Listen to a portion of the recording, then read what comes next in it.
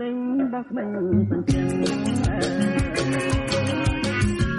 អមព្រលឹងព្រោះចង់ទេស្ដាប់មិនបានគួនប្រាណបានយកតែចិត្តបានត្រឹមលិខិតចិត្តអស់ទាំងសា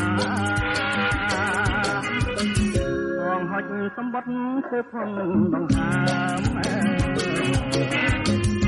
តែដងចាប់ដើមទួខ្លួនឯងថាបើព្រេមិនស្ងាត់ទួគឹងយ៉ាងណាបងអូនជាតាដល់ក្នុងបងវ័យព្រួយក្នុងអារម្មណ៍តែមិនសំដងទួគ្រៀងខ្លាយខ្លោ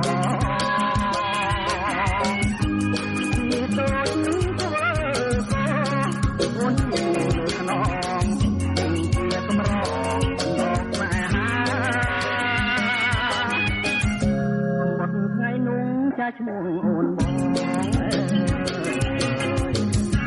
ទៅចង់ក្រងលែហើយចា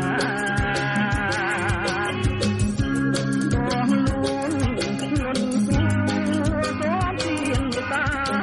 រួមចិត្តនឹងថាប្រណីបង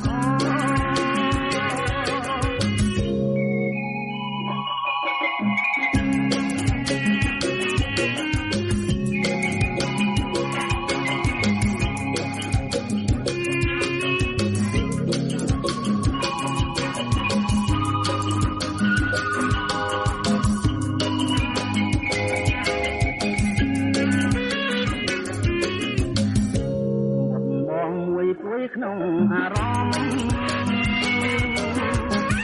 តែមិនសំដងទួគ្រៀងខ្លាយខ្លោពីដូចធ្វើអូនជាលើឡងជាកំរងលោកលែហាវត្តថ្ងៃនោះចាឈ្មោះអូនបងយើងទៅចង់ក្រងលែ